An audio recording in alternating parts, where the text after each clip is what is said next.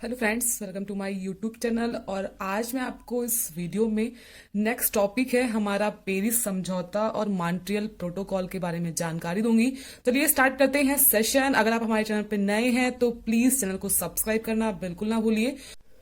तो चलिए स्टार्ट करते हैं सेशन कि मैं आपको बताऊं पेरिस समझौता जो हुआ है वह क्योटो प्रोटोकॉल के स्थान पर ही सेम बताया गया है कि ग्लोबल वार्मिंग को रोकने के लिए क्योटो प्रोटोकॉल के स्थान पर वर्ष 2016 में पुनः एक अंतरराष्ट्रीय समझौता हुआ है जिसे पेरिस समझौता कहते हैं। अब जैसे कि मैंने लास्ट वीडियो में आपको बताया था कि क्योटो प्रोटोकॉल क्या है उससे संबंधित, तो अगर वो वीडियो आपने नहीं देखा है तो आप जरूर उस वीडियो को देखिए तभी आपको ये चीजें समझ में आएंगी कि ग्लोबल वार्मिंग क्या है एंड ऑल दैट। अब इस पर भारत ने हस्ताक्षर कब किए? तो इस पर भारत ने हस्ताक्षर किए हैं 2 अक्टूबर 2016 में। अभी हाल ही में न्यूज आ रही थी कि यूएसए ने इस समझौते से अलग होने के लिए घोषणा की है। तो अब हम पढ़ेंगे मॉन्ट्रियल प्रोटोकॉल के बारे में। तो मॉन्ट्रियल प्रोटोकॉल जो है वह एक समझौता हुआ था और वह हुआ था किसके लिए? ओजोन परत के क्षरण को रोकने के लिए। वर्ष 1987 में 1987 में कनाडा के मॉन्ट्रियल शहर में हुआ था, इसीलिए इसका नाम मॉन्ट्रियल प्रोटोकॉल रख दिया गया, जिसे क्या कहा गया? Montreal protocol. तो एक अंतर्राष्ट्रीय समझौता कहां पर हुआ था? कनाडा में। और किस उद्देश्य से हुआ था? ओजोन परत के क्षरण को रोकने के लिए। अब हम इसे फिगर से समझने वाले हैं। जो यह पार्ट है यह हमारा पृथ्वी है और यह सूर्य से आने वाली जो पराबैंगनी किरणें हैं, यूवी किरणें हैं, और ये मंडल है 1 2 3 4 5। मैंने 5 पॉइंट दे दिए हैं यहाँ पर। जो पहला मंडल है वह हमारा क्षोभ मंडल है, दूसरा है हमारा समताप मंडल, तीसरा है हमारा मध्य मंडल, चौथा है हमारा आयन मंडल, पांचवा है हमारा बहिर्मंडल। तो जो क्षोभ मंडल है उसमें मौसम जनित घटनाएं होती हैं। जो यह पहला पार्ट है इसमें मौसम जनित घटनाएं होती हैं। इसके बाद जो सेकंड है हमारा समताप मंडल, यह ऐसा क्षेत्र है जहां पर वायुयान उड़ाने के लिए सबसे विशिष्ट है, मतलब ये एकदम शांत क्षेत्र बोल सकते हैं जहां पर वायुयान उड़ाए जाते हैं। कहां पर? समताप मंडल में। बहुत बार क्वेश्चन आया है कि स्ट्रेटोस्फेयर में सबसे पहले पूछते हैं ना कि क्या करते हैं स्ट्रेटोस्फेयर में, तो वो होता है हमारा कि वहां पर वायुयान उड़ाने की दशाएं होती हैं। इसके अलावा समताप मंडल में ही O3 हमारी ओजोन लेयर भी पाई जाती है।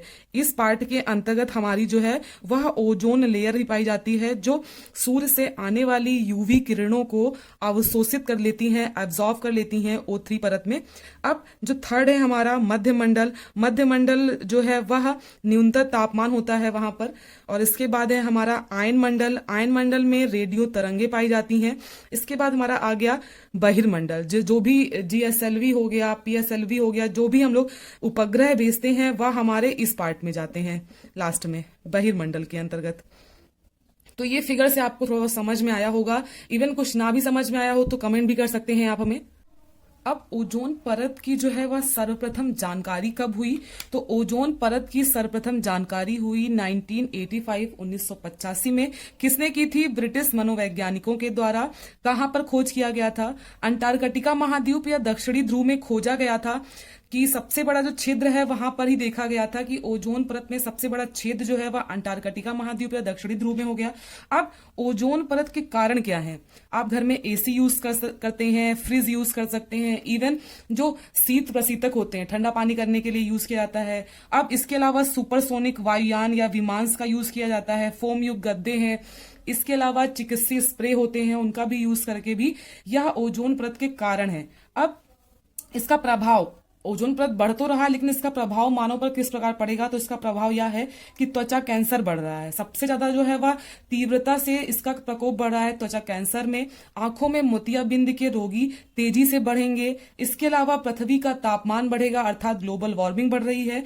इसके अलावा जैव विविधता का भी क्षरण हो रहा है। तो यह कुछ कारण और प्रभाव रहे ओजोन परत के। अब हम यह समझेंगे कि कौन सी गैस है जो ओजोन परत के लिए सबसे ज्यादा जिम्मेदार है। अब ओजोन परत के लिए जो सर्वाधिक जिम्मेदार गैस है वह है CFC। मैंने लास्ट वीडियो में बताया भी था, क्लोरोफ्लोरोकार्बन। यह जो है वह सबसे ज्यादा हानिकारक है ओजोन परत के क्षरण को लेकर। अगर यह परत दिन प्रतिदिन कम होती जाएगी तो इसके जो प्रभाव हैं वह मानव को बहुत ज्यादा बिगाड़ देने वाले हैं। अब हम यह समझेंगे कि ओजोन परत को हम के क्षरण को किस प्रकार से हम रोक सकते हैं, उपाय क्या कर सकते हैं। अब ओजोन परत के क्षरण के उपाय के लिए हम लोग मॉन्ट्रियल प्रोटोकॉल में के अंतर्गत CFC गैस के स्थान पर एक अन्य गैस को प्रयोग करने के लिए एक अंतर्राष्ट्रीय समझौता किया गया। और इसके अलावा ओजोन परत की जागरूकता के लिए प्रत्येक वर्ष 16 सितंबर को अंतर्राष्ट्रीय ओजोन दिवस मनाया जाता है, जिससे लोग जागरूक हों और कम से कम AC, फ्रिज और शीत प्रशीतक चीजों का यूज करें। और आज की क्लास बस यहीं तक। और मैं आपको बता दूं कि जो पृथ्वी की परतें हैं उनको याद करने के लिए मैं आपको एक शॉर्ट वीडियो दूंगी शाम तक, और उस वीडियो से आप लर्न कर सकते हैं। ट्रिक दूंगी मैं आपको। तो अगर यह वीडियो अच्छा लगा हो तो चैनल को लाइक शेयर सब्सक्राइब करना बिल्कुल ना भूलें। आप हमें कमेंट्स भी कर सकते हैं कि आपको यह क्लास कैसी लग रही है, या कुछ इम्प्रूवमेंट चाहते हैं या कुछ और भी जानकारी लेना चाहते हैं तो आप मेरे से कमेंट के द्वारा कनेक्ट कर सकते हैं। तो आज के लिए बस इतना ही। ओके।